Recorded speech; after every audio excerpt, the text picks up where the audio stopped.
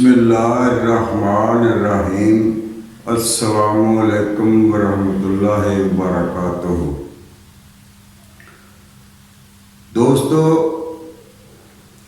آج کے ویلاگ میں ایک نیا سلسلہ شروع کرنے جا رہا ہوں جس کا عنوان ہے جبر اور قدر۔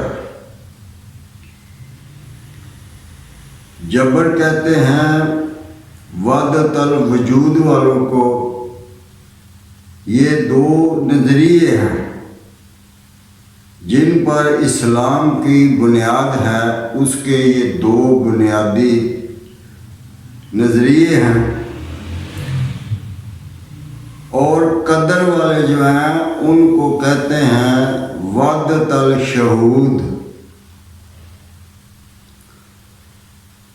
تو جو جبری ہیں، جو جبر کے نظریے پر چلتے ہیں، اس کو مانتے ہیں، وہ یہ بات کہتے ہیں کہ جو کچھ نظر آ رہا ہے یہ سارے کا سارا خدا ہی ہے۔ اس کی دلیل میں وہ کہتے ہیں کہ جب اللہ نے کہہ دیا کہ سب سے پہلے میں نے اپنے نبی کا نور اپنے نور سے جدا کیا، تو اس کی تقسیم ہوئی، اس کے حصے ہوئے، اور اس تقسیم میں سب کچھ جو ہے وہ بنتا گیا۔ تو یہ پوری کی پوری کائنات، زمین، آسمان، جو کچھ اس کے درمیان میں ہے، فرشتے، سب کچھ اسی نور سے حصے ہوتے رہے، اور ان حصوں سے مختلف چیزیں جو ہیں وہ مارد وجود میں آتی گئی۔ تو اس لیے یہ مختلف شکلوں میں جو کچھ بھی ہے یہ سب اسی نور کا حصہ ہے۔ تو یہ سب کچھ جو ہے یہ خدا ہی ہے۔ اور دوسری طرف جو قدری ہیں، جو اس نظریے کو مانتے ہیں، ان کو وحدت الشہود بھی کہتے ہیں۔ وہ کہتے ہیں کہ جو کچھ نظر آ رہا ہے وہ خدا نہیں، وہ اللہ نہیں۔ جو کچھ بھی نظر آ رہا ہے وہ اللہ کی شہادت دے رہا ہے۔ یہ سب اس کی قدرتیں ہیں، اور ان کو بندہ دیکھتا ہے تو وہ شہادت دے رہی ہیں کہ ہمارا ایک مالک ہے، ہمیں بنانے والا ایک ہے، وہ اللہ ہے۔ یہ جو نظر آ رہا ہے یہ اللہ نہیں ہے، کیونکہ جو بھی چیز بنی ہے اس کے لیے علیحدہ علیحدہ قانون نافذ ہوئے ہیں۔ تو یہ سب کچھ اللہ کیسے ہو سکتا ہے؟ تو وہ جبری جو ہیں وہ کہتے ہیں کہ جب اللہ فرما رہا ہے کہ عز من تشاء و تذل من تشاء، کہ میں ہی عزت دینے والا ہوں اور میں ہی ذلت دینے والا ہوں، میں جس کو چاہوں عزت دے دوں، جس کو چاہوں اس کو ذلت دے دوں۔ تو جب عزت اور ذلت جو کچھ بھی ہے وہ اللہ کی طرف سے ہے، وہی دینے والا ہے، تو پھر بندہ جو ہے اس کا کوئی قصور نہیں۔ جو کچھ کر رہا ہے وہ اللہ ہی کر رہا ہے۔ ہر ایک فعل کا فاعل جو ہے وہ اللہ ہے۔ یہ کیسے ہو سکتا ہے؟ وحدت الشہود والے کہتے ہیں کہ یہ کیسے ہو سکتا ہے؟ برائیاں بھی ہو رہی ہیں، اچھائیاں بھی ہو رہی ہیں، یہ جو کچھ بھی ہوتا ہے یہ بندے کی اپنی مرضی سے ہوتا ہے۔ بندہ اگر برا کرتا ہے تو اس کا بدلہ برا ہے، اگر بندہ اچھا کرتا ہے تو اس کا بدلہ اچھا ہے۔ اللہ پاک نے جنت اور دوزخ جو ہیں وہ کس لیے بنائے ہیں؟ اگر یہی کچھ تھا، سارا کچھ اسی کی طرف سے ہوتا تو پھر جنت اور دوزخ بنانے کی کیا ضرورت تھی؟ وہ کیوں بنائے اللہ نے؟ تو ان دونوں کے اپوزٹ بیانات ہیں۔ دوسری طرف وحدت الشہود والے جو ہیں، جو قدری ہیں، وہ اللہ کی تقدیر کو نہیں مانتے۔ وہ کہتے ہیں یہ سب کچھ بندے کے اوپر منحصر ہے، بندہ اچھا کرے گا تو اچھا نتیجہ ملے گا، اگر برا کرے گا تو برا نتیجہ ملے گا۔ یہ بندے کے اختیار میں ہے کہ وہ جنت خریدنا چاہتا ہے یا دوزخ خریدنا چاہتا ہے۔ یہ قسمت اور یہ تقدیر جو ہے یہ کچھ نہیں ہے۔ جتنی بندہ محنت کرتا ہے اس کو اس کی محنت کے حساب سے اس کا بدلہ جو ہے وہ اللہ پاک دیتا ہے۔ ایک بندہ کم محنت کرتا ہے تو اس کو کم ملتا ہے، ایک بندہ زیادہ محنت کرتا ہے، جدوجہد کرتا ہے، اس کو زیادہ ملتا ہے۔ وحدت الوجود والے جبری جو ہیں وہ کہتے ہیں رزق دینے والی اللہ کی ذات ہے، رزق جو ہے وہ کام کرنے کے اوپر منحصر نہیں ہے۔ وہ تو اللہ نے وعدہ کیا ہے، وہ ہر مخلوق کو رزق وہ دے رہا ہے، وہی رازق ہے۔ تو کام کرنے کی وجہ سے رزق نہیں ملتا، رزق تو جتنا اس نے لکھا ہے اتنا اس نے دینا ہے تو وہ دیتا ہے، کام پہ جو ہے نہیں۔ لیکن وہ وحدت الشہود والے کہتے ہیں کہ نہیں، یہ بندے کی اپنی وجہ سے ہے، جتنا بندہ کر لیتا ہے اتنا اس کو مل جاتا ہے۔ وہ مثال دیتے ہیں کہ دو بندے جو ہیں وہ دوڑتے ہیں، وہ کہا جاتا ہے کہ جو پہلے آئے گا دوڑ میں اس کے لیے انعام ہے، اس کو انعام دیا جائے گا۔ تو ایک بندہ جو ہے وہ بھاگ کے جاتا ہے، وہ جلدی واپس آ جاتا ہے۔ دوسرا جو ہے وہ بھاگتا نہیں، وہ پیدل ایسے ہی چلتا جاتا ہے آرام سے۔ تو وہ جو بھاگ کے جاتا اور آتا ہے وہ انعام کا حقدار ہو جاتا ہے، اس کو انعام مل جاتا ہے۔ اور جو بندہ دوڑتا نہیں، جدوجہد نہیں کرتا، محنت زیادہ نہیں کرتا، وہ ہار جاتا ہے، تو وہ پھر کہتا ہے کہ یہ میری قسمت میں نہیں تھا۔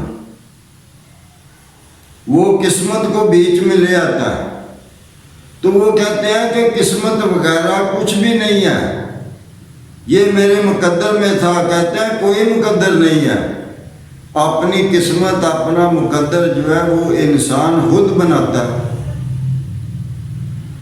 تو یہ ان کی بحث جو ہے اس میں پتہ نہیں چلتا، وہ بھی قرآن اور حدیث سے دلیلیں دیتے ہیں، وہ بھی قرآن اور حدیث سے دلیلیں دیتے ہیں۔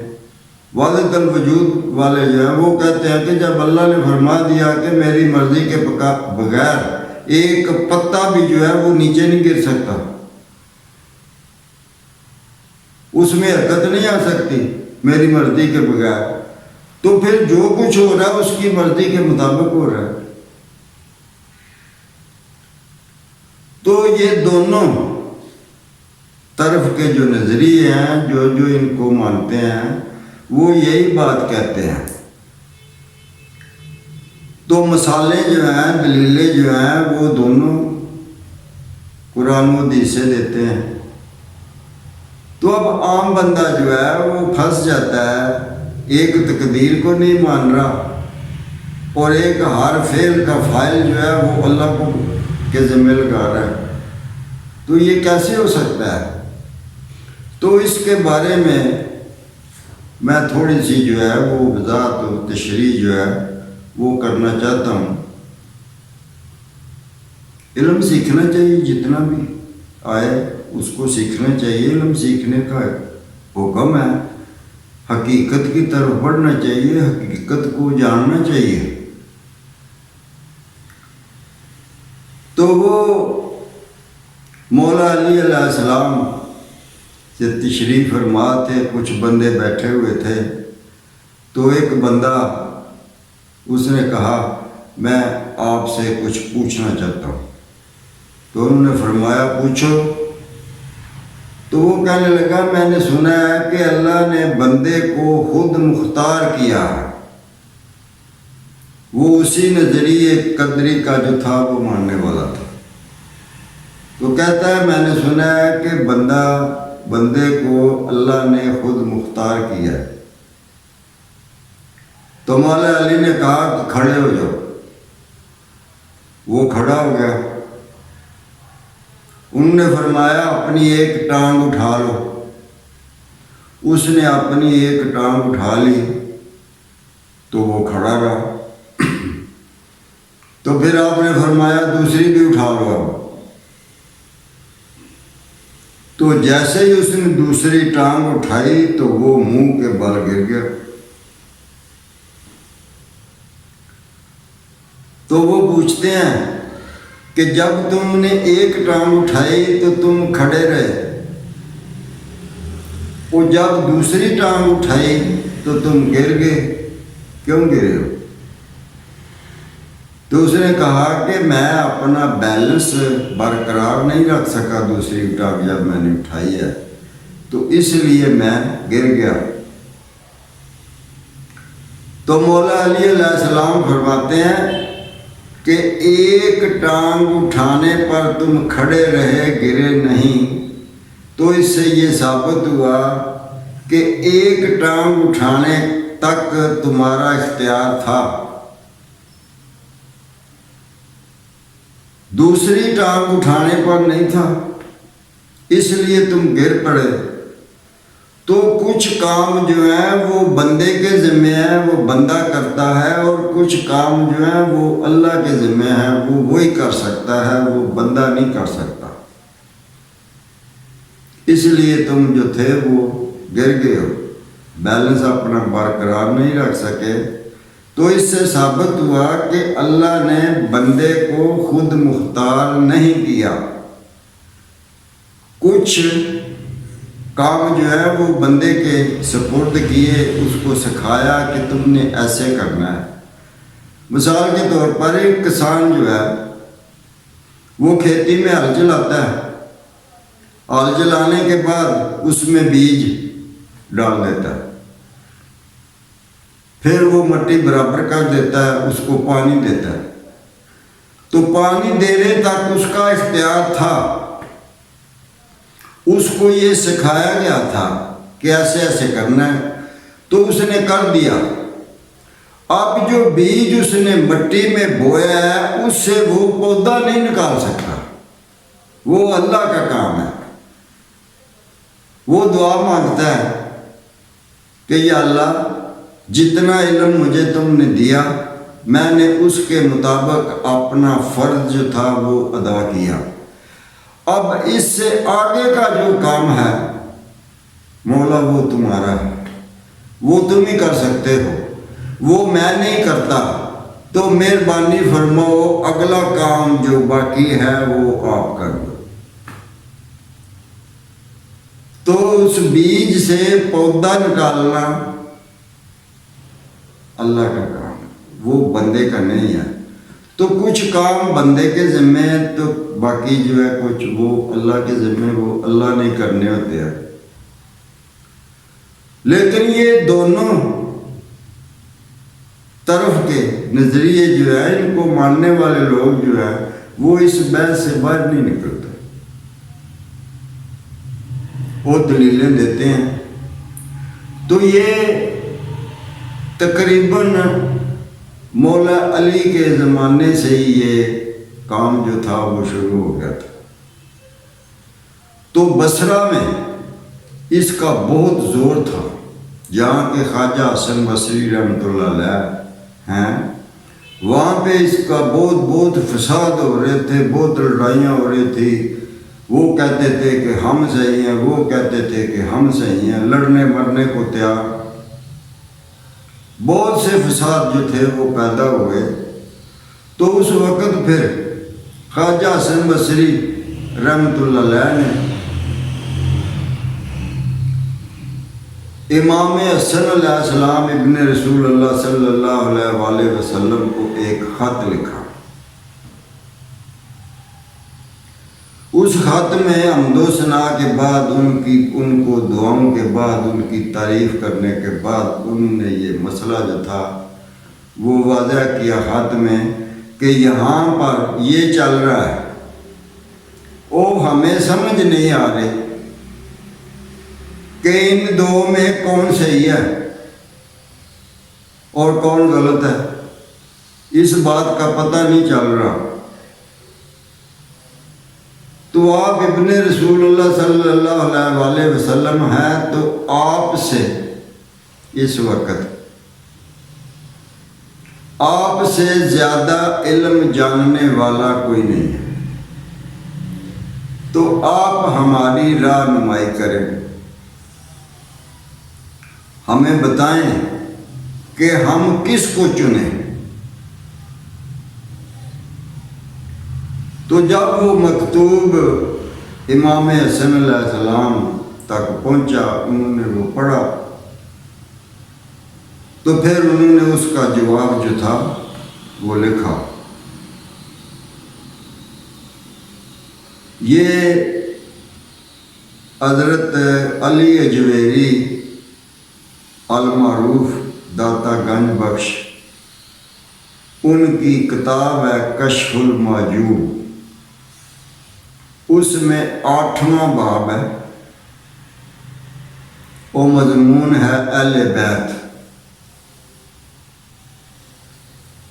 تو وہاں جب امام حسن علیہ السلام کے مناقب وہ بیان کرتے ہیں تو وہ اس میں یہ واقعہ جو تھا خط والا وہ درج کرتے ہیں۔ تو امام حسن علیہ السلام نے فتویٰ لکھا کہ جو بندہ خیر اور شر اور قدر کو من جانب اللہ نہیں سمجھتا، اس پر ایمان نہیں لاتا، تو اس کے بارے میں فتویٰ لکھ دیا کہ وہ کافر ہے۔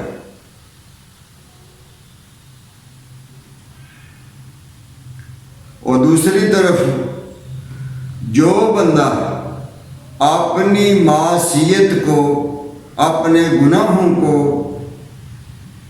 اللہ کی طرف منسوب کرتا ہے، وہ فاجر ہے، بدکار ہے، وہ زانی ہے۔ اب ایک طرف فاجر ہو گیا اور دوسری طرف کافر ہو گیا۔ جو جبری ہیں، جو صرف اسی کو مانتے ہیں،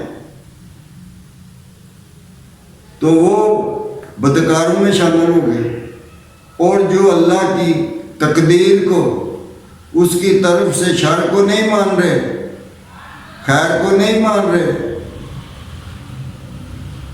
ان کو کافر قرار دے دیا۔ یہ امام حسن علیہ السلام کا فتویٰ اس کتاب میں لکھا ہوا ہے، آپ تصدیق کر سکتے ہیں۔ تو انہوں نے فرمایا کہ ہمارا دین جو اللہ نے ہمیں دیا ہے، وہ دین ان دونوں کو ساتھ لے کے چلتا ہے۔ جیسے وہ کسان والی مثال دی ہے کہ دونوں کے بغیر کام نہیں چلتا، یہ سارا سسٹم جو ہے وہ درم برم ہو جاتا ہے۔ جہاں پر وحدت الوجود کی ضرورت ہے وہاں پر اس کے حکم پہ چلنا ہے، اور جہاں وحدت الشہود کی ضرورت ہے وہاں اس پہ چلنا ہے۔ تو اللہ نے جو دین دیا ہے وہ ان دونوں کے بیچ میں ہے، نہ اس کا انکار کرنا ہے نہ اس کا انکار کرنا ہے۔ یہ ریل گاڑی ہے نا، تو دو پٹڑیاں ہیں نا، ایک اس طرف اور ایک اس طرف، ان پہ چلتی ہے تو اپنی منزل پہ پہنچتی ہے۔ تو ایک پٹڑی پہ گاڑی تو نہیں چل سکتی. یہ سارے کا سارا نظام جو ہے یہ تو درم برم ہو جائے گا.